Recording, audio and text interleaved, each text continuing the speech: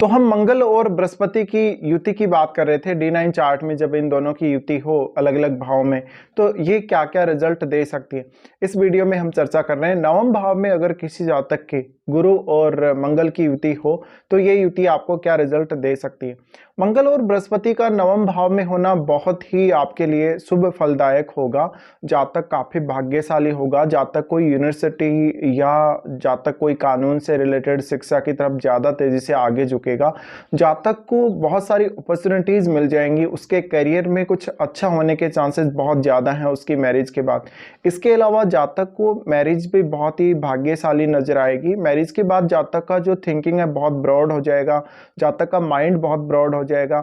इसके अलावा जातक अपने कार्य क्षेत्र में, जिस भी कार्य क्षेत्र में वो है वहां वो अच्छे से डिसीजन ले पाएगा।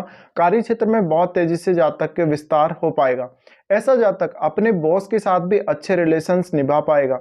जातक नैतिक रूप से काफी सुदृढ़ होगा, काफी अच्छा होगा, उसका आचरण बहुत अच्छा होगा। ऐसा जातक हमेशा अपने जो कानून है, जो नियम है उनको फॉलो करेगा। खुद की लाइफ में कुछ रेस्ट्रिक्शंस को फॉलो करेगा। जब भी मंगल बृहस्पति के साथ स्थित होते हैं तो इस केस में हम ये भी मान सकते हैं कि मंगल आपको फोर्स करता है कुछ अच्छा करने के लिए, आध्यात्मिक जीवन जीने के लिए, या कुछ हद तक लोगों की सेवा करने के लिए भी। या कभी कभी आप अपना कुछ एक सैद्धांतिक रूप बना लेते हैं अपनी लाइफ में, एक सैद्धांतिक मार्ग अपना लेते हैं, उसी मार्ग पे चलते हैं। तो ऐसा जातक हमेशा एक लाइन को फॉलो करेगा, पर्टिकुलर किसी भी धर्म या किसी भी प्रकार के नियम को वो फॉलो करता रहेगा, रीति रिवाज को फॉलो करेगा अच्छे से।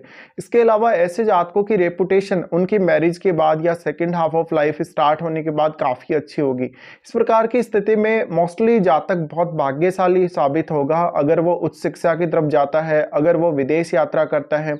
जातक के जीवन में करियर को लेकर, मैरिज को लेकर, या जिस भी क्षेत्र में वो काम करना चाहता है या जिस भी क्षेत्र में उसकी रुचि है उस क्षेत्र को लेकर बहुत सारी अपॉर्चुनिटीज उसके सामने आ जाती हैं।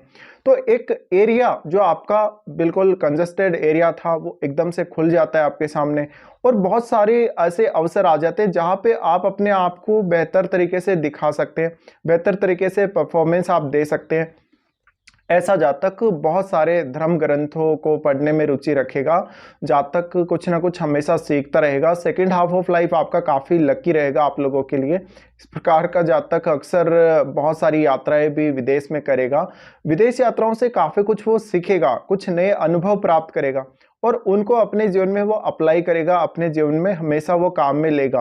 तो ये युति हम काफी अच्छी मानेंगे। नवम भाव में अगर ये युति है तो जातक अपने गुरुजनों का, माता पिता का, सभी का सम्मान करेगा, बुजुर्गों का काफी अच्छे से सम्मान करेगा। और जातक की महत्वाकांक्षा, लेकिन जातक की जो महत्वाकांक्षा है काफी बढ़ जाती है। मंगल जब भी बृहस्पति के साथ है, इस केस में बृहस्पति आपकी कुंडली में जिन भावों के स्वामी है उन भावों से रिलेटेड रिजल्ट प्राप्त करना आपके लिए काफी ज्यादा इजी कर देता है, क्योंकि मंगल के पास वो एक्साइटमेंट है, मंगल के पास वो पावर है, वो एनर्जी है जो वो बृहस्पति पर लगाता है। और बृहस्पति ऑलरेडी एक फायरी प्लेनेट है। और अगर हम देखें तो बृहस्पति ड्युअलिटी का भी कारक है, द्वैतवाद, द्वैतता का भी कारक है। तो हम ये भी मान सकते हैं कि आप मल्टीपल क्षेत्र चुन सकते हैं अपने काम करने के लिए, या आप मल्टीपल क्षेत्र में काम कर सकते हैं। इस प्रकार की स्थिति में जातक सक्सेसफुल होगा ही होगा। जिस भी क्षेत्र में वो आगे बढ़ेगा, जिस भी क्षेत्र में वो सक्सेसफुल होना चाहेगा, यानी उसके अंदर डेडिकेशन होगा। वो अगर मन में चाहे तो वो कुछ भी कर सकता है, किसी भी क्षेत्र में आगे बढ़ सकता है। तो यहाँ एक बहुत ज्यादा विस्तृत एरिया आपके सामने आ जाता है, एक विस्तृत जो बाउंड्री है वो आपके सामने आ जाती है। और जो लिमिटेशंस हो सकता है आपके फर्स्ट हाफ ऑफ लाइफ में उतनी ज़्यादा आपको छूट ना मिली हो, या आपका माइंड उस तरीके से ब्रॉड ना हुआ हो, लेकिन आपको सेकेंड हाफ ऑफ लाइफ काफ़ी विस्तृत देखने को मिलेगा। इस प्रकार से जातक के अच्छे अच्छे लोगों से कांटेक्ट होते हैं। जातक अपनी बात को शेयर करते हुए घबराएगा नहीं, हमेशा अपने विचारों को दूसरों के साथ शेयर करेगा। जातक हो सकता है अपने पिता से कुछ हद तक वैचारिक मतभेद रख सकता है, लेकिन जातक वैसे सही मायने में बहुत अच्छा होगा। नैतिक आचरण जातक का बहुत ज़्यादा अच्छा होगा।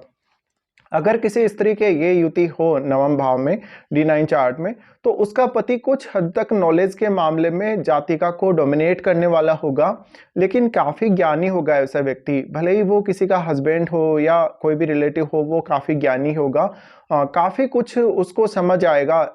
लाइफ का जो रियल एक्सपीरियंस है वो उसको मैरिज के बाद समझ आएगा, और लाइफ में हमें कैसे आगे बढ़ना है, हमें कैसे क्या करना है, ये सब जातक को बहुत जल्दी समझ आएगा।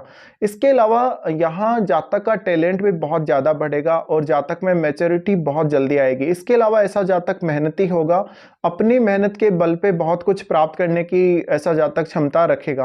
तो ये सब रिजल्ट आएंगे जब भी आपके D9 चार्ट में मंगल और बृहस्पति की युति हो।